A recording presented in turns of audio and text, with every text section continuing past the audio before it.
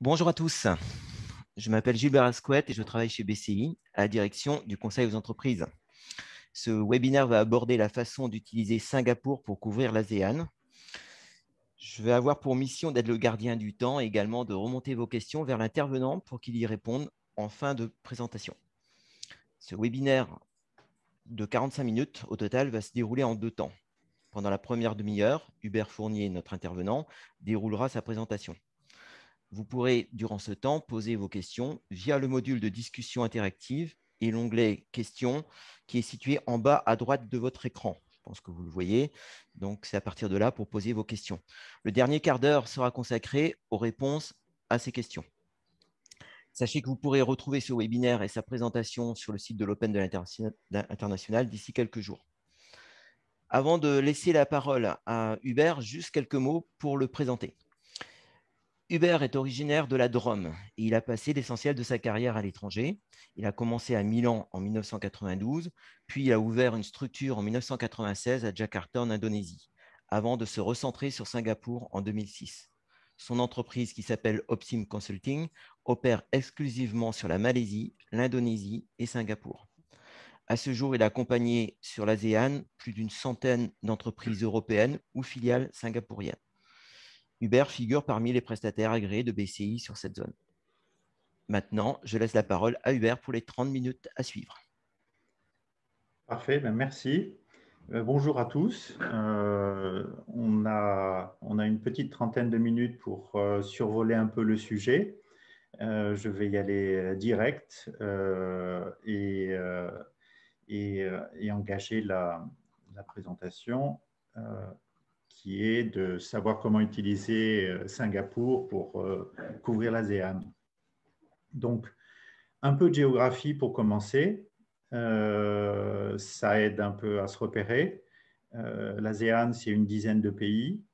Vous voyez ici que Singapour est plus ou moins au centre, même si l'Indonésie, de par ses dimensions, nous pousse un peu à l'est.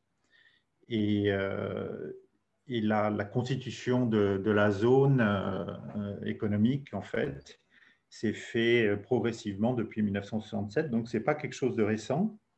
Ça représente 640 millions d'habitants et assez concentré géographiquement, si tant est que 4 heures de vol puissent être un niveau de concentration. Et cette diversité, la multiplicité des pays fait que des points d'entrée sont souvent nécessaires. Traditionnellement, ça a été Singapour et Hong Kong. Donc le but, c'est un peu de discuter comment, à partir de Singapour, couvrir cette zone qui est un peu complexe du fait de la diversité des pays. Donc, un peu de macro pour rapidement sur Singapour. Singapour, ville-État, très petite surface, population avec une très forte densité, hein, puisqu'on est à plus de 7800 habitants au kilomètre carré. Pour mémoire, en France, je crois qu'on est à peu près 110 ou 115 simplement. Une croissance économique 2020, alors ça c'est intéressant de voir que bon, à moins 5,4, on s'en sort finalement pas si mal. Et sur 2021, on va normalement être dans le haut de la fourchette de 4 à 6 en fait. Donc ça s'engage bien et le gouvernement a relevé la fourchette il y a quelques semaines. Singapour est un des rares pays qui reste à travers le monde à avoir un triple A. C'est déjà un bon point. Inflation sous contrôle.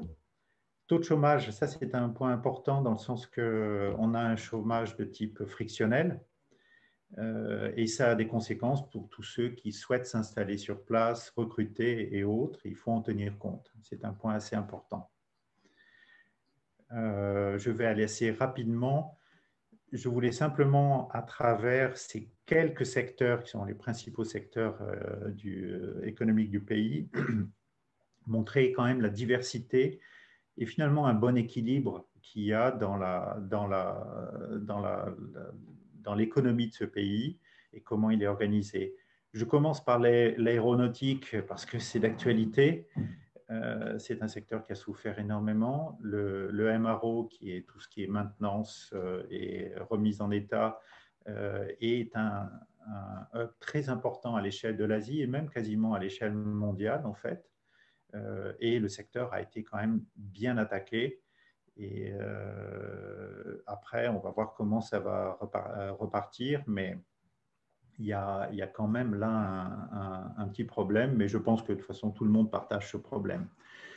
La construction, elle, a été très impactée en 2020 de par essentiellement les lockdowns, c'est-à-dire les confinements, mais surtout le manque de personnel, en fait. Il y a du personnel qui est resté bloqué à l'étranger et qui a fait, et ça reste toujours le cas actuellement. L'éducation, c'est une stratégie assez longue. Ça fait au moins une quinzaine d'années que Singapour s'est vraiment lancé là-dedans pour solidifier sa position en tant que hub régional. Et ça reste, c'est un secteur qui n'a pas véritablement été impacté au-delà du fait que les échanges physiques d'étudiants ont été très difficiles. Électronique, c'est une des activités traditionnelles de Singapour et même d'ailleurs de la Malaisie voisine, en fait. On en parle depuis assez longtemps et ça reste un producteur. Attention, Singapour n'est pas simplement un pays de services, mais il y a une industrie assez diverse. Et donc, l'électronique fait partie du top 10 au moins des secteurs importants pour le pays. Finance et assurance, bon, c'est un peu logique. C'est un pays qui est très, très bien desservi. Et de ce point de vue-là, bon, ça joue un rôle quant à la présence de Singapour à travers la région. Ils le font à travers les banques singapouriennes, mais également les investissements. Logistique, alors Singapour était le premier port mondial. Shanghai nous a pris la place, mais enfin, on reste quand même fièrement à la seconde position. Et la géographie fait que de toute façon, il y a rien à ajouter là-dessus. Je dirais que c'est un point important et un point fort important pour Singapour. Le secteur de la marine et de l'offshore a eu quand même ces dernières années a souffert un peu. Il a bien repris et il y a un écosystème sur Singapour très intéressant avec des grosses structures, des chantiers navals importants et c'est un des poumons économiques du pays.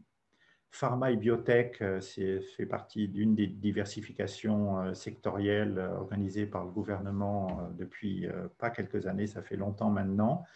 Et ça reste un des éléments importants de la balance commerciale du pays, puisqu'il y a beaucoup d'exportation, de production et d'exportation.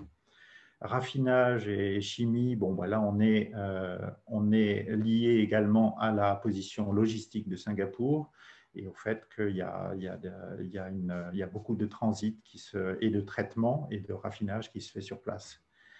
Alors, je finis par le tourisme et le voyage. Je ne veux pas être négatif là-dessus. Oui, on était à 19,1 millions en 2019. Quand on compare à une population de 5,7, c'est déjà une performance exceptionnelle.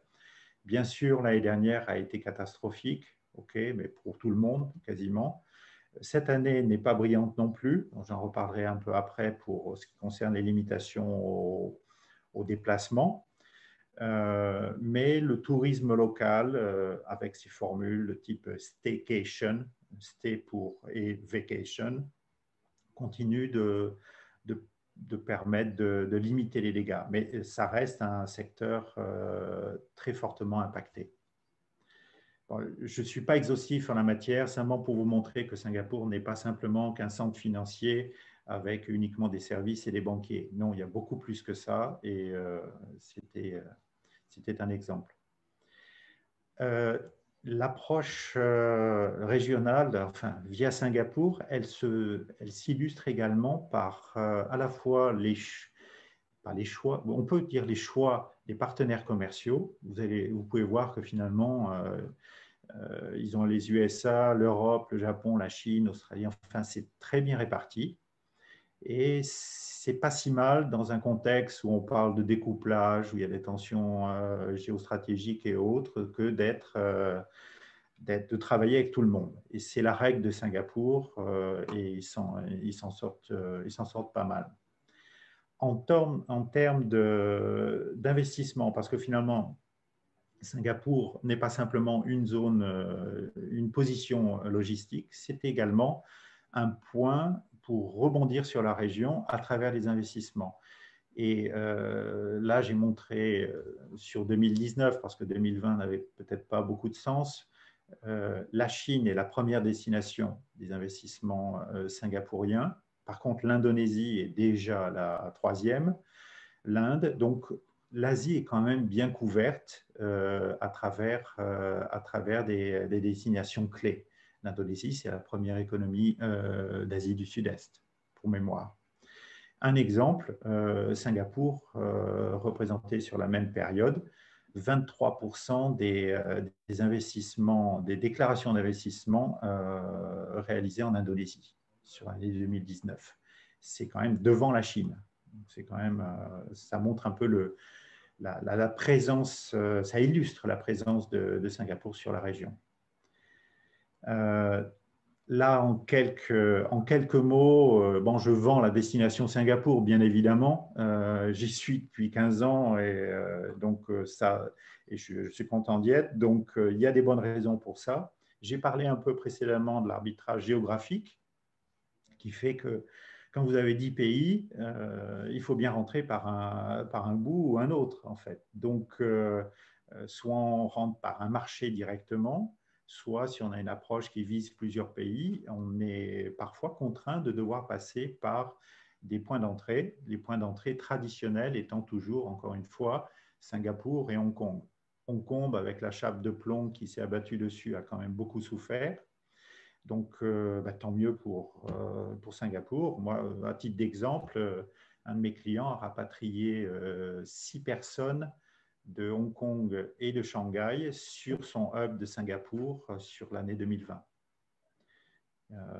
Bon, là, l'intérêt de Singapour également, c'est la gestion éventuelle de destinations complexes et ou à potentiel encore trop faible. Un exemple, dans des petits équipements de la cuisine et du secteur HoReCa, un de mes clients a utilisé des stockistes basés sur Singapour et en Malaisie pour couvrir des destinations jusqu'à la Birmanie où il n'y avait pas la matière et le potentiel pour expédier un conteneur complet en fait. Donc, envoi de palettes et gestion à partir d'intermédiaires ici. C'est une activité un peu traditionnelle. Elle se maintient, mais évidemment, plus les économies de la région croissent, plus la gestion en direct sera organisée, tout au moins pour les exportations.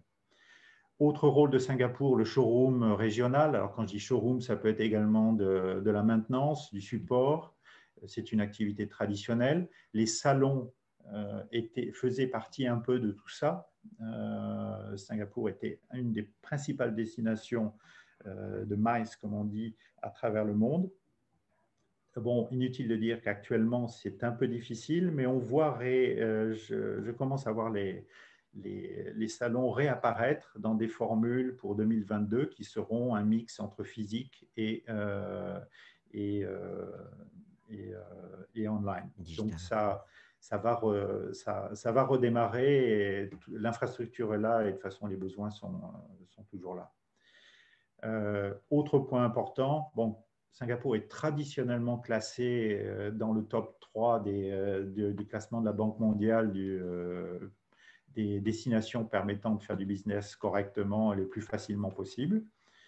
Il y a une quasi-absence de la corruption. Il n'y a pas d'absence, mais quasi-absence, un très bon classement et une intransigeance bienvenue des autorités sur ces sujets-là.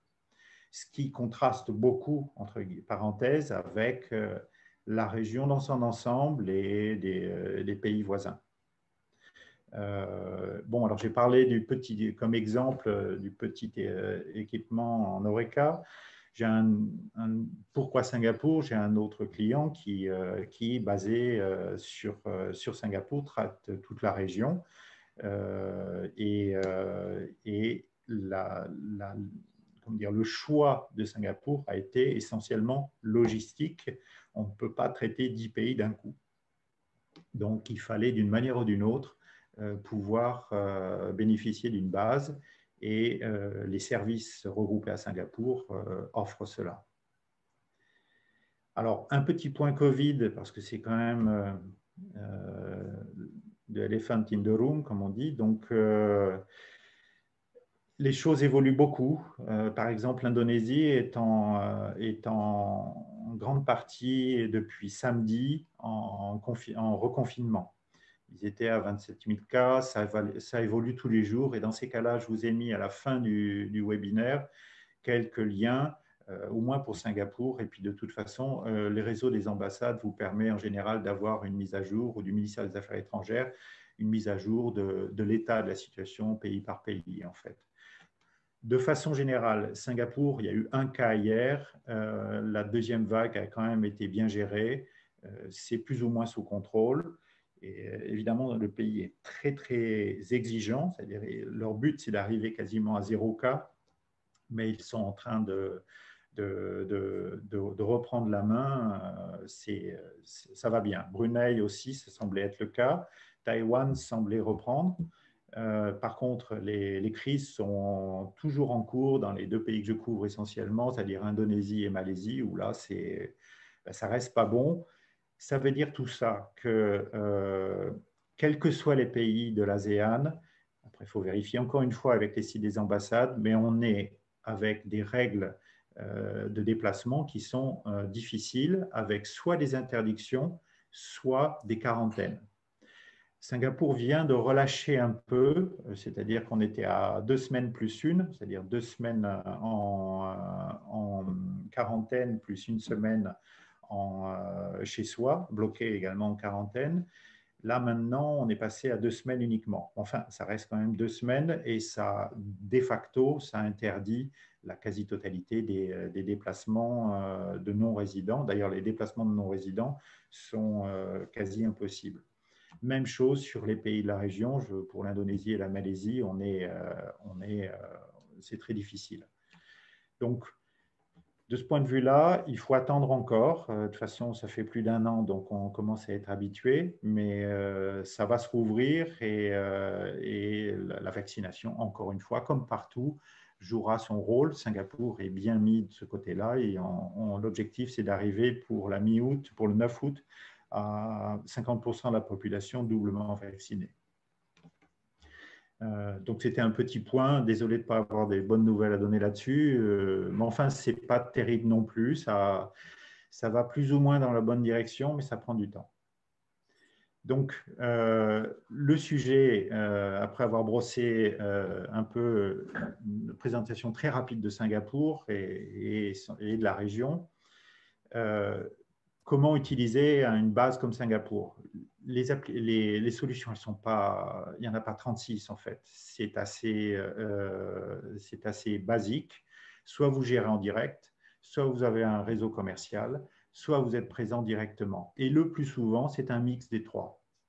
C'est-à-dire que vous pouvez avoir un réseau commercial, mais ça ne vous dédouane pas de faire des tournées commerciales, de participer à des salons avec vos agents et ainsi de suite. Et même quand vous avez un bureau sur place, le fait d'avoir un représentant du siège de passage régulièrement est toujours bienvenu et souvent nécessaire. Donc, la gestion en direct, salon, déplacement annuel, tournée et ainsi de suite, tournée de clients directs, c'est quelque chose que tout le monde pratique ou tout le monde a pratiqué. La gestion d'un réseau d'agents, la couverture via un réseau d'agents commerciaux, agents ou distributeurs, parce qu'ils ont souvent les mêmes casquettes, c'est quelque chose d'assez classique.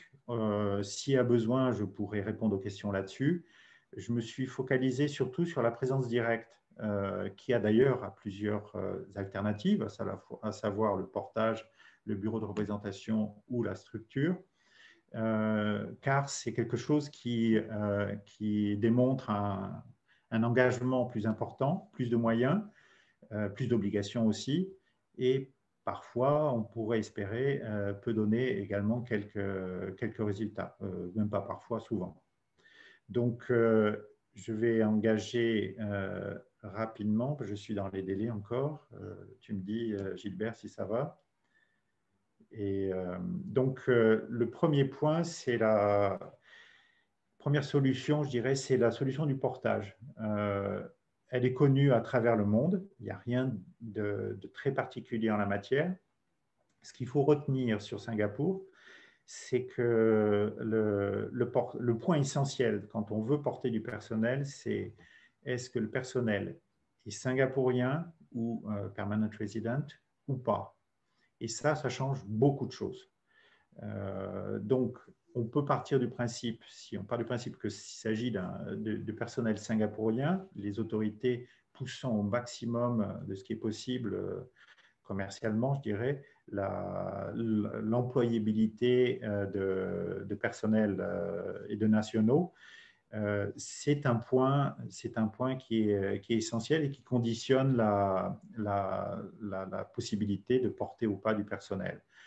La solution en tant que telle, elle est simple.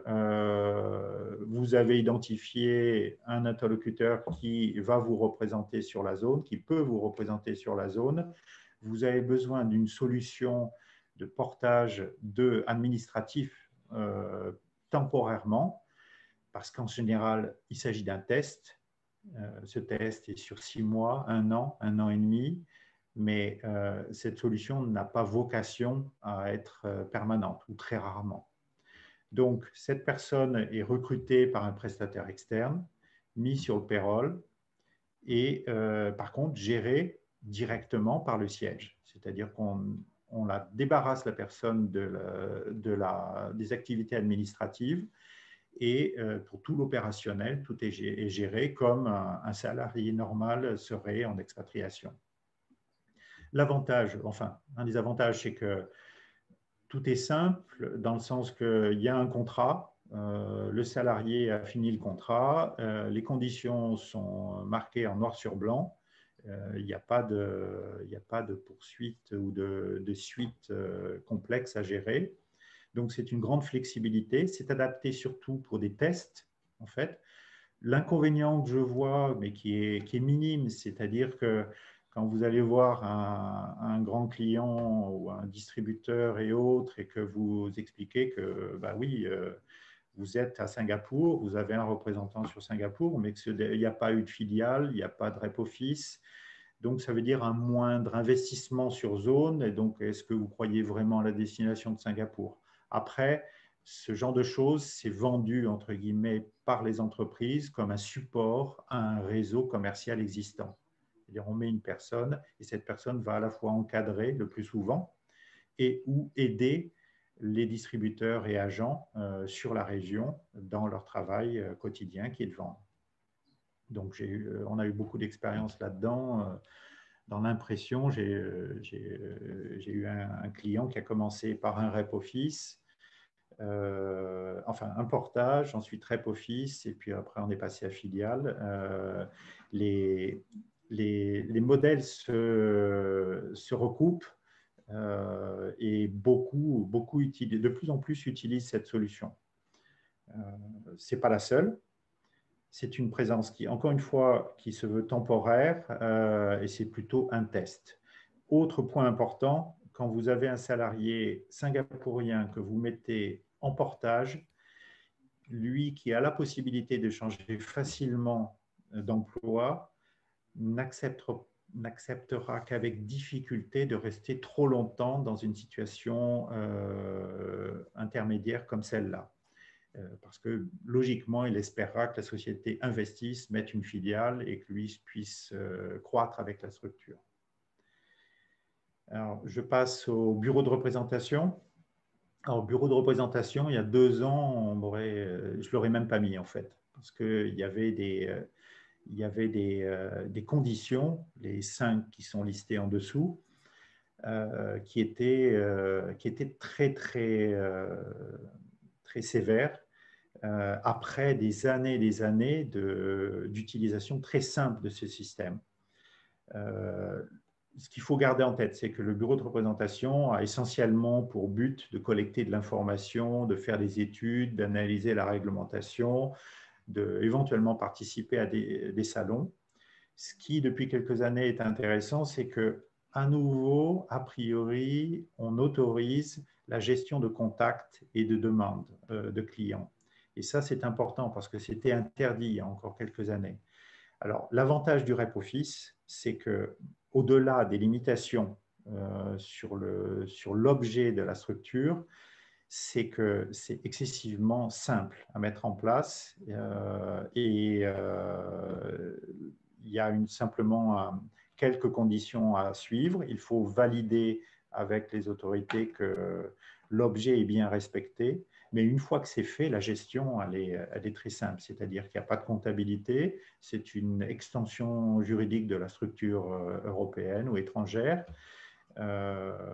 Tout est très facile et l'arrêt est quasiment en quelques clics, on peut fermer le Rep Office. Donc c'est quelque chose ça a été un moyen pour mettre un pied à Singapour et couvrir la zone pour porter une ou deux ou trois personnes. En général, il y a une personne. Donc flexibilité. Inconvénient, il y a des limitations dont j'ai parlé rapidement sur l'objet. Et la durée, c'est renouvelable pendant 3 ans maximum. Donc, en fait, au total, c'est 3 ans. Donc, 2 renouvellements. J'ai eu des clients qui ont utilisé cette formule-là du Rep Office très longtemps. On a même eu plus que 3 ans à l'époque. C'était il y a longtemps. Et ensuite, ils ont mis la filiale et ces gens-là étaient basés à Singapour et n'ont jamais vendu un $. Sur Singapour. La structure était véritablement régionale et ils passaient leur temps dans les avions. C'est un exemple d'utilisation. Donc, le bureau de représentation, oui. Encore une fois, le point difficile peut être l'objet. Voilà.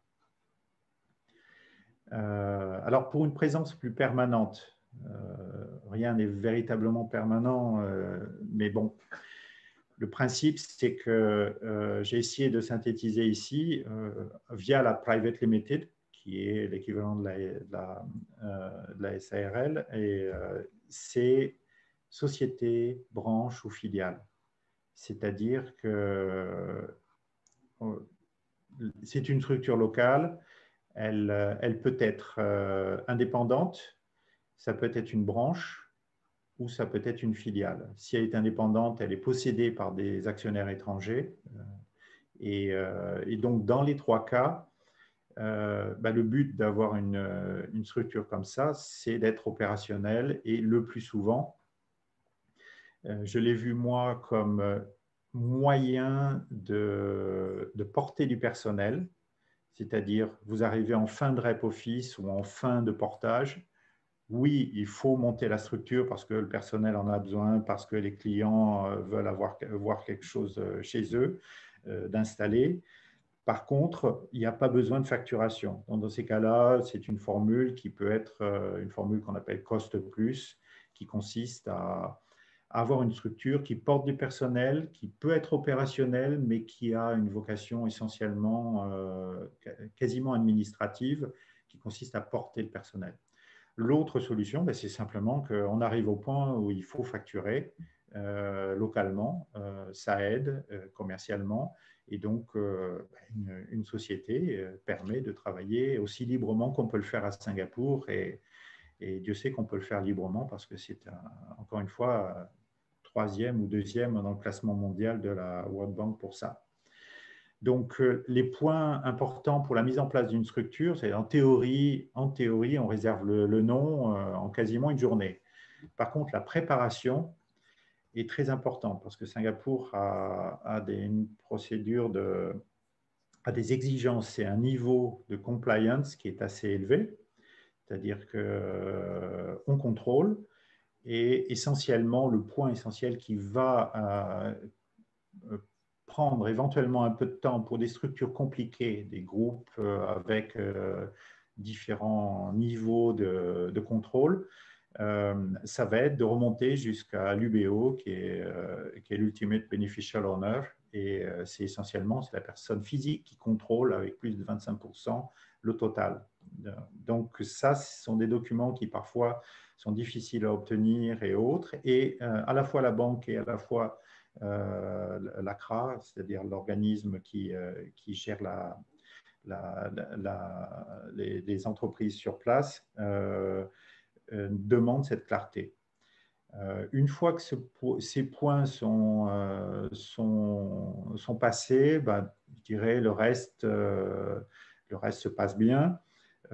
Comptez quand même qu'en général, l'ouverture du compte bancaire prend plus de temps que l'ouverture de la société elle-même. Après, pour la gestion, donc les points auxquels il faut faire attention, c'est essentiellement les ressources humaines. J'ai mis les frais de fonctionnement, oui, parce que, comme toujours, les frais de fonctionnement, il faut faire attention, mais surtout dans une zone où on doit beaucoup se déplacer, en théorie. Pour l'instant, non, mais ça reviendra. Donc, les ressources humaines, pour une raison simple, c'est qu'encore une fois, on est en chômage frictionnel sur Singapour. Il y a quand même des barrières qui sont mises pour l'arrivée de personnel étranger. Donc, évidemment, vous arrivez avec un salaire de 10 000 euros, tout passera bien. Par contre, si vous arrivez avec une indemnité type VIE, elle ne passera même pas. C'est-à-dire qu'il faudra déclarer plus et payer plus que ce qu'est la limite minimale requise pour obtenir un visa de travail. Donc oui, les ressources humaines, c'est important. Le marché local, il y a des gens très bien formés, mais le plus souvent, il faut débaucher en fait. Donc ça peut être un peu un sujet compliqué, mais la position du pays fait que de toute façon, le plus souvent, c'est là où on va en fait. Donc, quand je dis ressources humaines, le problème n'est pas uniquement au recrutement, il s'agit également de faire attention à son personnel, de l'accompagner, de le contrôler, bien sûr, mais de le soutenir. Il ne s'agit pas de mettre quelqu'un à Singapour et de le laisser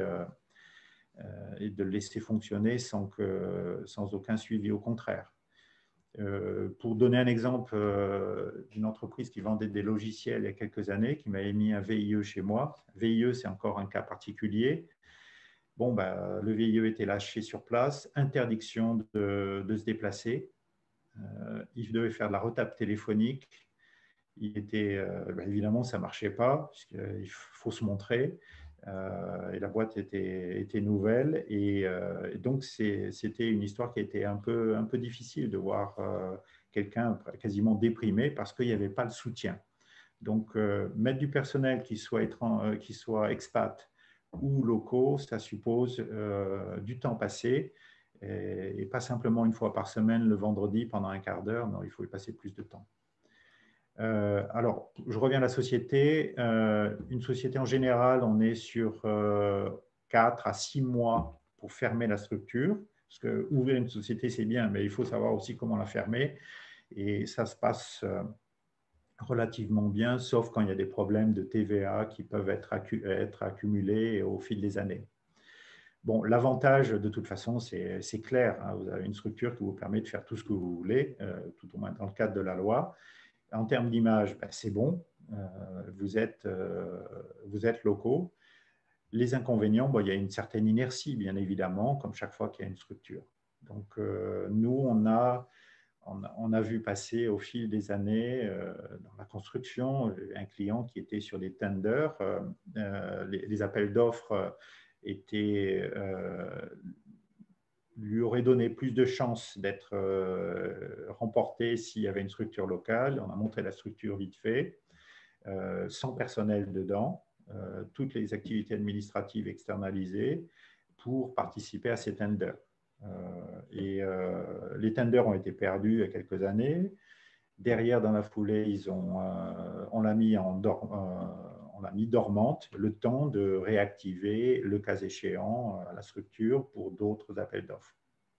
Donc, c'est un moyen comme un autre, mais c'est la solution la plus achevée, la plus exigeante, bien sûr, d'un point de vue financier aussi, mais ça montre un engagement sur la zone qui est souvent bienvenu.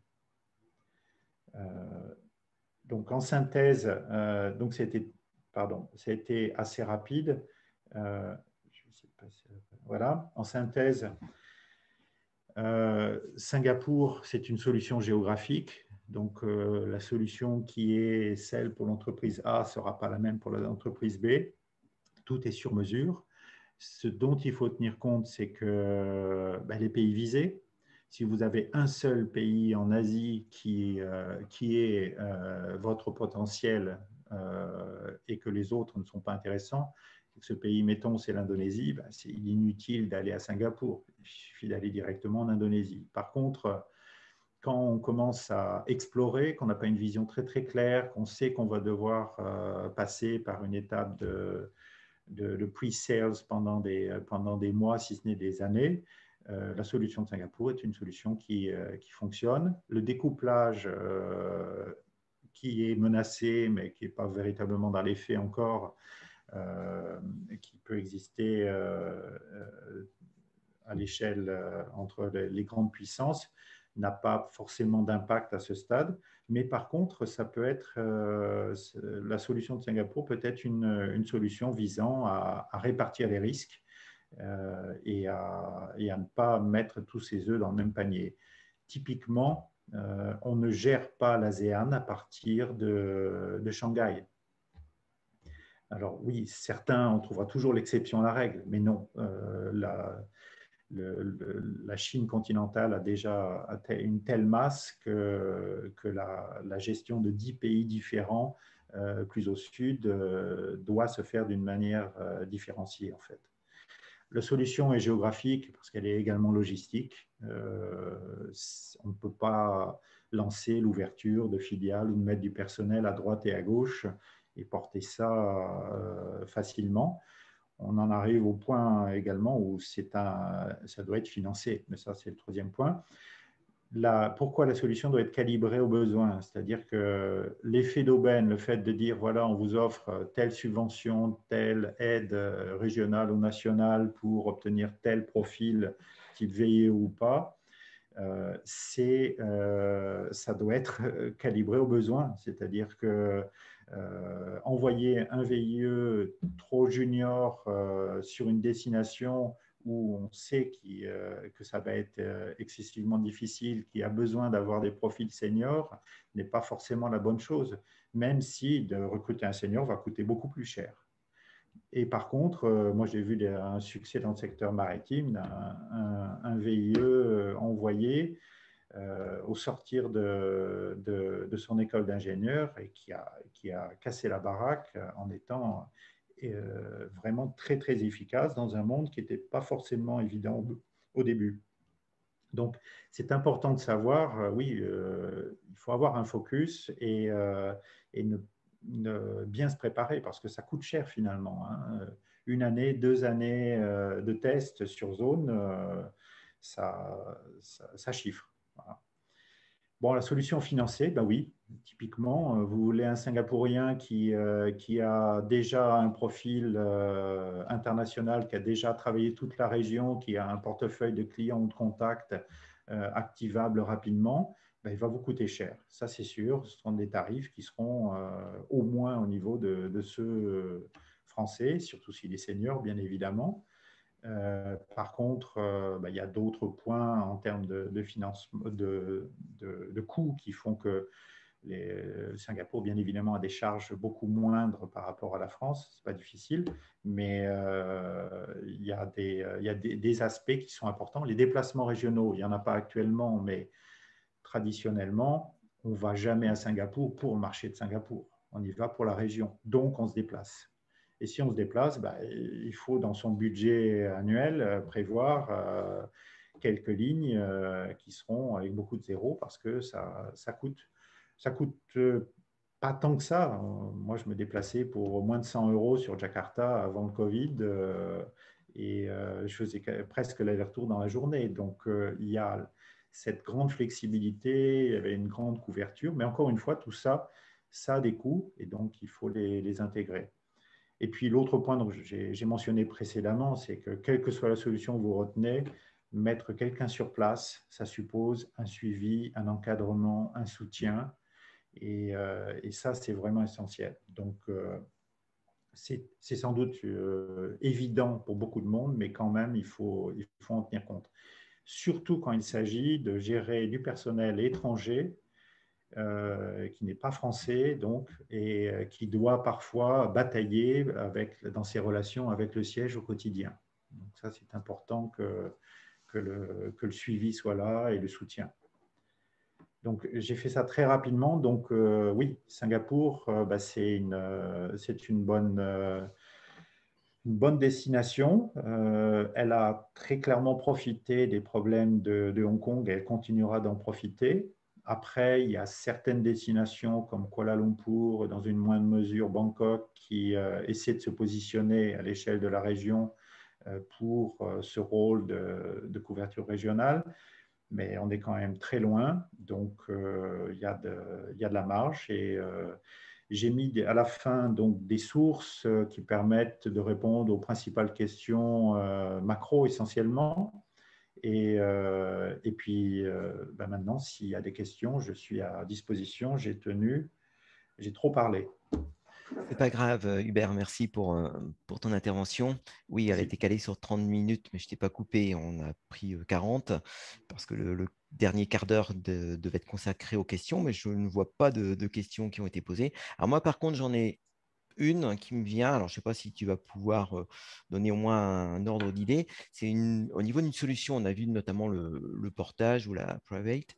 En termes de budget, un portage alors globalement, c'est un ticket de combien à peu près sur une année? Alors, en fait, le coût important du portage, en fait, ce n'est pas le portage lui-même, c'est-à-dire qu'on est c'est un pourcentage en général du package qui est offert. D'accord. Donc, typiquement, vous êtes en Indonésie, le portage va être proche de 15, parfois même, dans certains cas, 20% du package. Sur Singapour, on est sur 10%, parfois moins, en fonction des profils et de la complexité qui est liée à ça. Par contre, il faut tenir compte du fait que si on doit passer par un headhunter, c'est-à-dire un recruteur sur place, pour trouver la personne, à moins qu'on l'ait déjà, mais si on doit trouver cette personne, on va devoir budgéter l'équivalent de 13 à 15 ou 16% du budget du package en success fee pour le recruteur. Du package global, Oui. pas que sur le package Bah, RH, enfin salarial. il y a mais le salaire, en fait, à Singapour, il est composé, il y a le salaire fixe, il y a le variable, il y a les allowances, c'est par exemple, la prise en charge d'un véhicule, la compensation pour l'école des enfants, l'appartement, parce que c'est un coût très important aussi. Donc, ça se négocie plus ou moins en fonction des intermédiaires. Et donc, ce sont eux qui permettent de débloquer la situation. C'est-à-dire qu'il faut trouver la personne. Après, rien ne se met en place si on n'a pas trouvé la personne. Donc, si ce sont des expatriés, le recrutement, en général, il est fait le plus souvent par le siège, ou alors c'est quelqu'un du groupe. Et dans ces cas-là, le portage est plus compliqué parce que ce sont des conditions qui sont plus difficiles pour porter du personnel étranger. Il y a quand même une préférence nationale qui est mise en place de facto et qui fait que ça ne facilite pas le portage de personnel étranger. C'est possible, j'ai tenté le coup cette année, on a obtenu l'autorisation, mais on a obtenu l'autorisation après 3 mois d'attente pour obtenir le visa. Donc, entre-temps, la personne avait trouvé quelque chose d'autre. Et donc, le portage, je le dirigerai essentiellement vers du personnel singapourien. D'accord. Je sais pas, je regarde, est-ce qu'on a Non, on n'a pas d'autres, on n'a pas reçu de questions. En tout état de cause, parce qu'il va falloir qu'on tienne ce timing, parce qu'on a 23 webinaires sur toute la journée et qu'il y a des obligations avec certaines personnes qui ont des rendez-vous B2B à côté. Donc, si jamais il y a des questions de toute façon ou qui sont peut-être plus spécifiques et pas forcément à traiter en collectif, vous avez les coordonnées d'Hubert Et donc, n'hésitez pas à vous approcher de lui directement par mail. Et encore une fois, le webinaire sera disponible d'ici quelques jours sur le site de l'Open de l'International. Merci à tous. Merci Merci. Hubert. Bonne Merci. journée et bonne semaine. Au revoir. Au revoir.